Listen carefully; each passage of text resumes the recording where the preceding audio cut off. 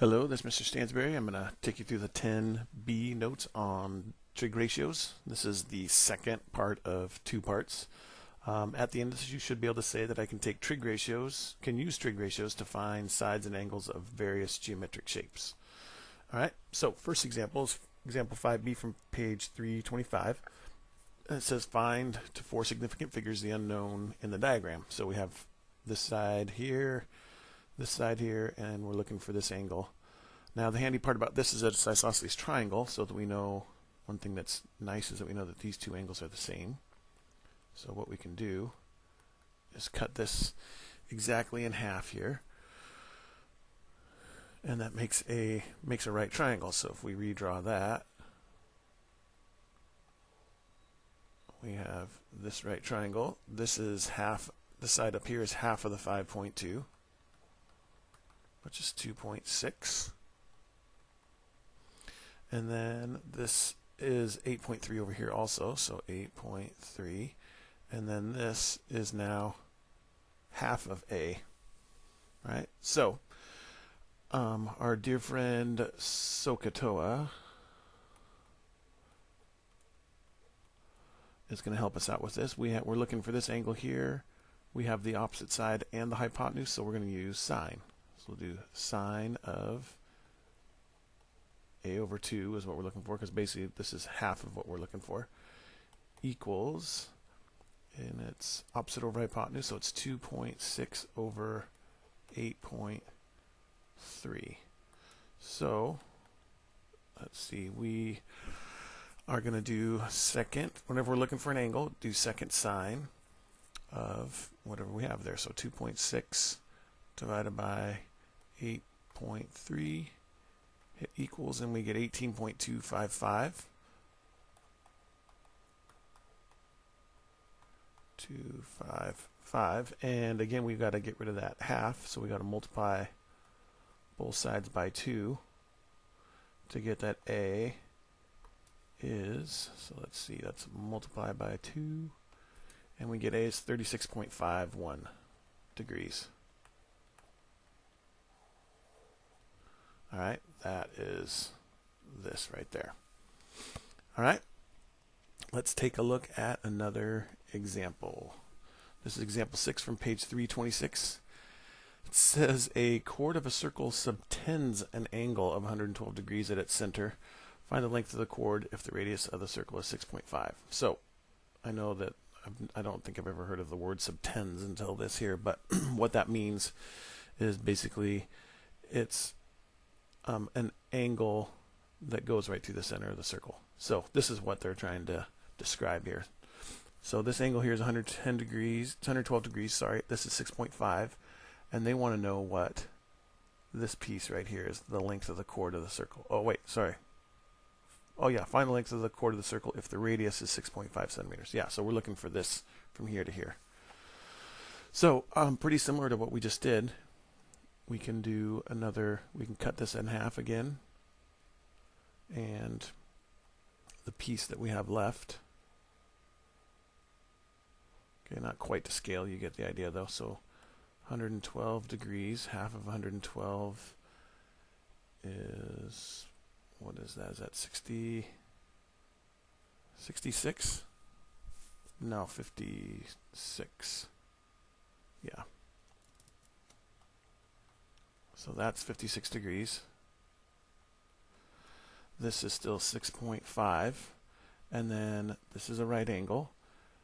And then now since it's a right angle, we can use SOHCAHTOA to help us out. And we are looking for this side here, right? And then once we find that side, we double it to get what the entire chord is. So this is the opposite, and that's the hypotenuse. So again, we're going to use sine. Sine of 56 equals x over 6.5. Multiply both sides by 6.5. Right? And we get that x is going to equal 6.5 sine of 56. So we break our calculator back out again, and you can just type it in just like it says, 6.5 sine of 56 gets us the x side there is 5.39 we'll go with. Right? And again, but that's only half of it. So we got to multiply by 2. And we get that twice that x side, which is going to be the entire chord side, is multiplied by 2. Let's go with 10.78. Well, that's something, I must have wrote something down wrong. Oh, 5.38. Oh, 2 times 5.39. Okay. We're good. So sorry, 10.78 centimeters is our chord. All right. Okay, let's take a look at another example. And this is example 7 from page 327. Excuse me. A rhombus has diagonals of length 10 centimeters and 6 centimeters respectively. Find the smaller angle of the rhombus. So what they're trying to say here is, here's our rhombus, and then the short diagonal is 6 centimeters, the long diagonal is 10 centimeters. Okay, so what we really want to do is we want to just take a look at just one little quarter of this rhombus here. So let's take this piece here, pull it out, and take a look at it here. So again, this is the diagonals of a rhombus always make a right angle, and that's key, otherwise you can't use the trig ratios, at least not for what we know now. So then if this side here is just half of this length here, 10 centimeters, this is going to be 5 centimeters. And then this piece right here is going to be half of this shorter diagonal, which is going to make this 3 centimeters. And it says find the smaller angle of the rhombus. So we actually want this entire angle right here. So this is just going to be, this x is just going to be half of what we actually want to know. Okay, so we have the opposite side and the adjacent side, so that tells us that we need to use tangent of x equals 3 over 5. So if we bust out our calculator, we are looking for an angle, so it's second tangent of 3 divided by 5. That gets us 30.96 degrees. Okay, so really all we have to do to figure out what this is here is just to double that. So now we just multiply that by 2, and we get 61.93. 61.93 degrees is this smaller of, not just this itty bitty piece, but the entire angle here. Okay, so smaller angle of the rhombus is 61.93 degrees. All right, one last example. Okay, so this last one says find x given that this is 10, this is 65, and this is 48. So this is kind of a, this is a two-stepper. You gotta actually find, what we want to try to do is we want to try to find this height here, because if you find that height, that's going to be the exact same piece as this height right here. And then once we know this height, then we could use opposite and hypotenuse, we could use sine to figure out what this x is. So we got to first figure out what this is, so then we know what that is. So then we can figure out this.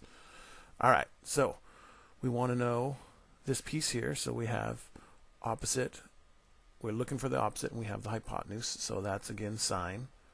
So sine of 65 equals x over 10. We want to get rid of that 10, so multiply both sides by 10. And x is going to be sine of 65. So let's do 10 sine 65, and that gets us 9.06 is this side here. Okay, so x equals 9.06, which is this right here. So this is also has to be 9.06 as well. So now that we have that, we again have opposite over hypotenuse. So now we're going to do sine of 48 equals 9.06 over x.